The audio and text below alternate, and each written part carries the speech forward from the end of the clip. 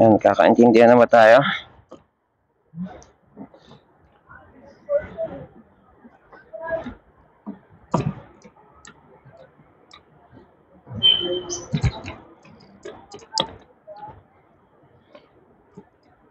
Schedule ngayon is puntahan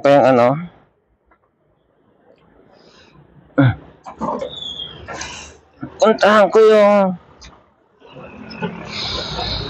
calling card sa Cubao na hindi nagre-reply. Tapos uwi ako saglit para para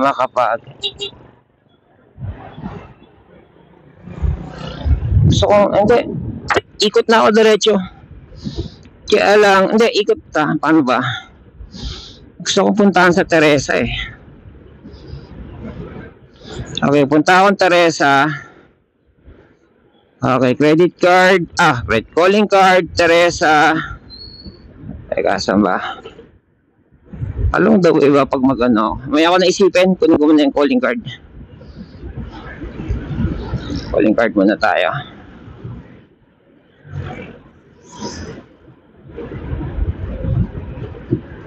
Kapag tahimik, makalampag to, yun yung mga kukulikutin ko mamaya. Baka may maluwag, yung mga tools ko, tatali ko ng goma, kasi nasa lang siya, clutch bag lang siya. Ganyan. Di ko na nga dinadala yung charger eh. Di ko na dinadala kasi never naman ako nag-charge sa daan. Tsaka kinakalculate ko lagi kasi nga ito 82 volts, di ba? Pag umalis ako 82 volts, yun na yung full niya, yun yung full charge niya kasi 72 volts ito. Kapag 72 volts kasi daw, ang excess niyan is 10 volts kapag full charge, kaya siya 82 volts. Ngayon, yung 72 volts na yun, hindi mo yun uubusin to zero. Ang pinakamababa na sa 72 volts is 62 to 63. 62 sagad na yan, baka mamamatay-matayan ka na yan. So,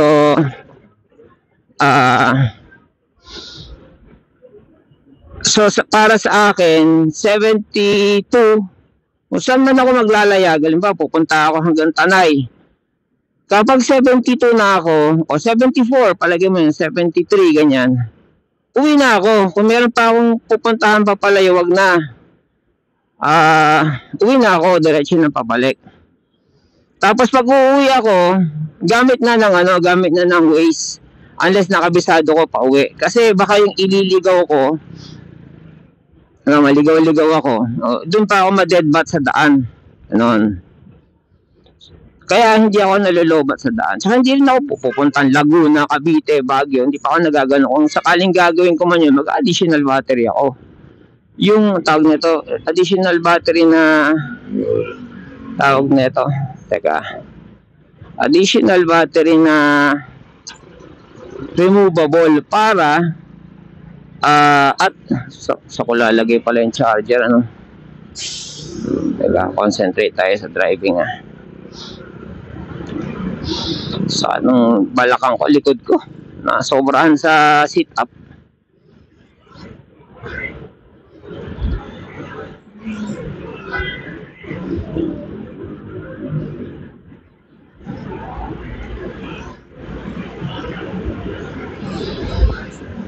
Yung sit up na ginagaya ko teka, concentrate muna tayo.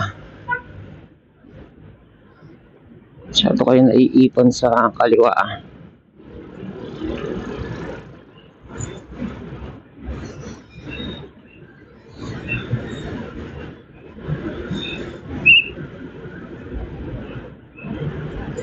Umorder na lang ako ng gulong. Umorder na ako ng gulong para sa harap. Yun yung kukunin ko kay kay Jonathan. So, ganda naman yung discount ko. Tapos, delay ng 30 days yung payment sa Shopee. So, goods na rin.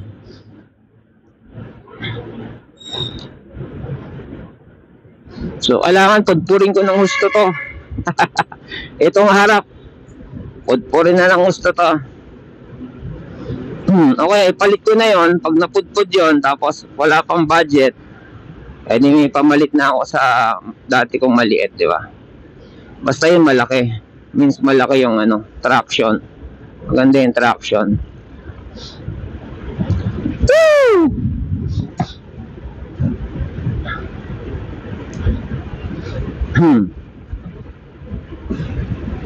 Kasi importante yung malaki yung gulong sa harap dahil number 1 sa lubak, ganyan. Importante yung malaki gulong Puta, hindi pala ako pupuntang bagong bahay ko, bago pala ako. Ito nandito. Hindi pa tayo.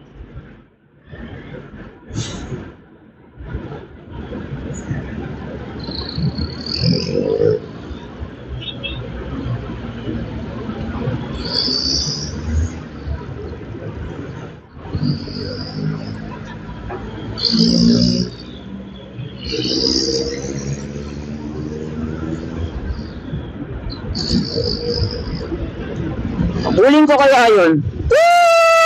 Ako na.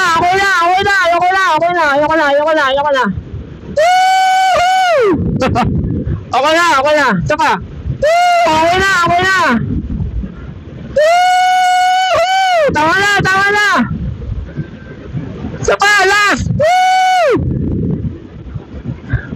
Sarap.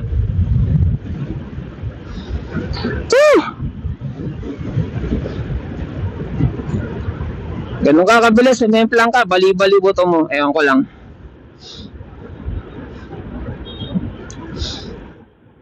Meron akong rule sa speed Yung speed mo, kaya mo bang pumreno kapag may nag-cut sa'yo? O naputukan ka ng gulong or something, tanggalan ka ng tornilyo or something. And kapag sumemplang ka, kaya mo bang tumayo ka agad, especially pag may padaan na truck? Mga ganun ba? Kaya hindi ako nagtutulin. Itong pantalong ko, manipis pa sa 90s to dry fit.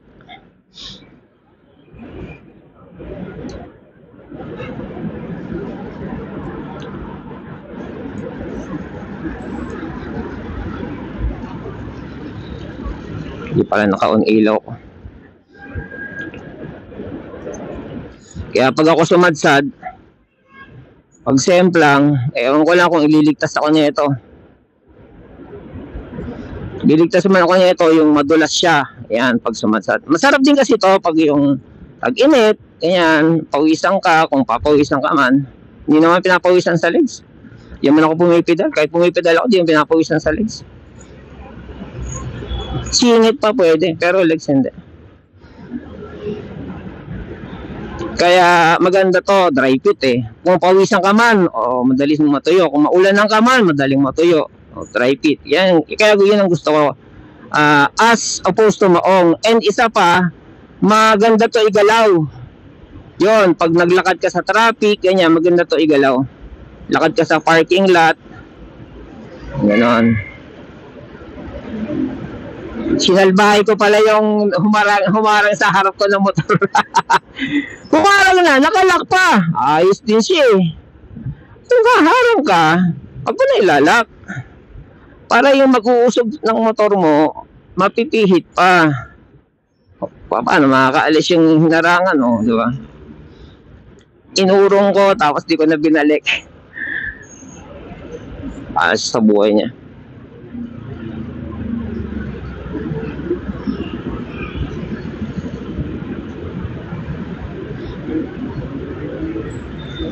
Nakauslilan naman ng bagya, hindi naman masyado.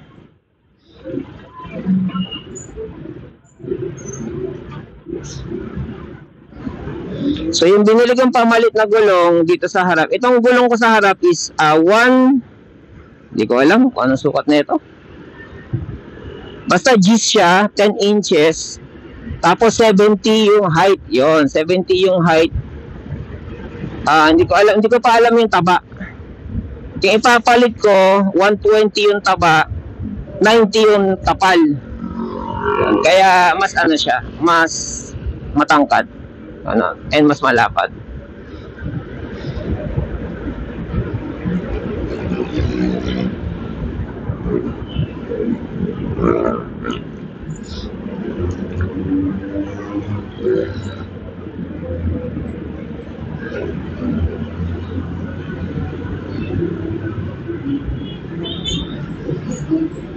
Time check.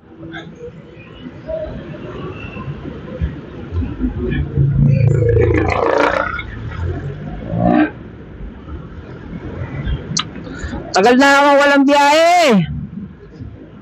Itong calling card na to, kailangan maubos ko to in 3 weeks. Yung 100 na to. Kaya 3 weeks to 1 month.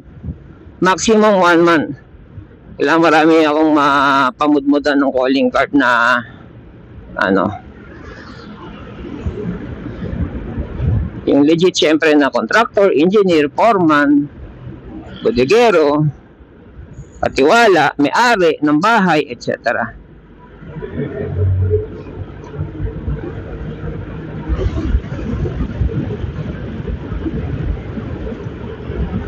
Yan o, bibirahin kong ganyan, sabay bitaw, regen yon.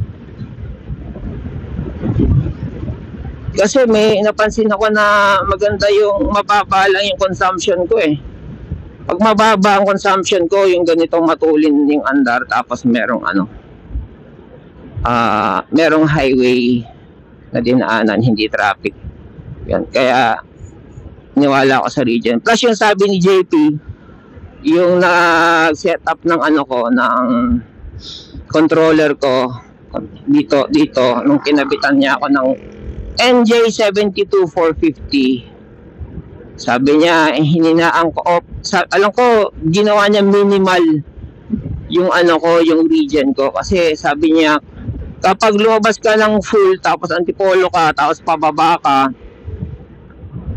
kakarga yan ng ng regen, tapos ma-overcharge ka, masisira battery mo, sabi niya. Kaya inalis ko yung malakas na regen, sabi niya. Meron man, mahina lang para hindi makasira ng battery. Yan ang sabi niya sa setup. I'll find it out kapag nakabili ako ng Bluetooth dongle.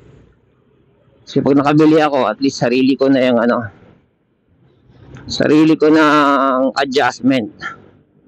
Kasi na-adjust niya yan via Bluetooth eh. Galing Bluetooth lang. Cellphone lang gamit. Diba? Convenient.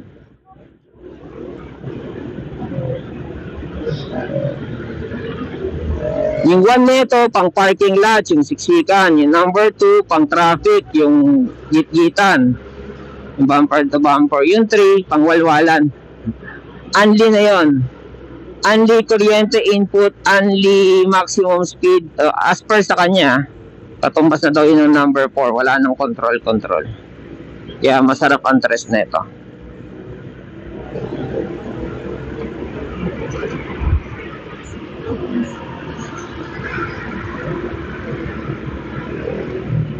Hindi niya na nilagyan ng limit.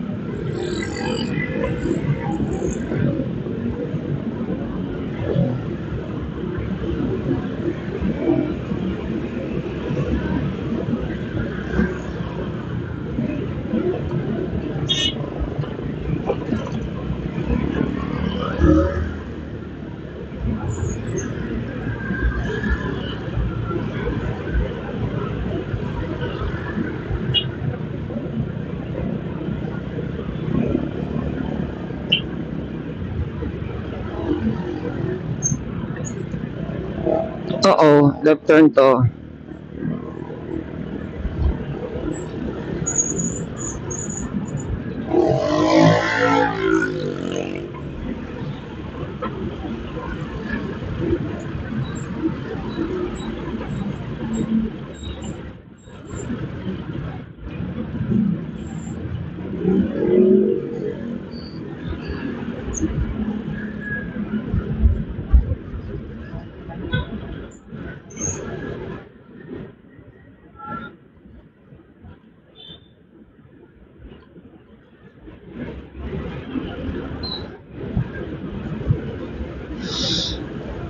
Tapos itong ano ko, handle grip ko, nilagyan ko ng foam para although tumaba siya, mas makapit na siya yung foam. Alam niyo yun, yung foam na itim. And then comfortable na rin siya hawakan kasi dati madulas. Madulas siya, matigas yung goma niya, parang plastic, madulas. Delicate siya, madulas.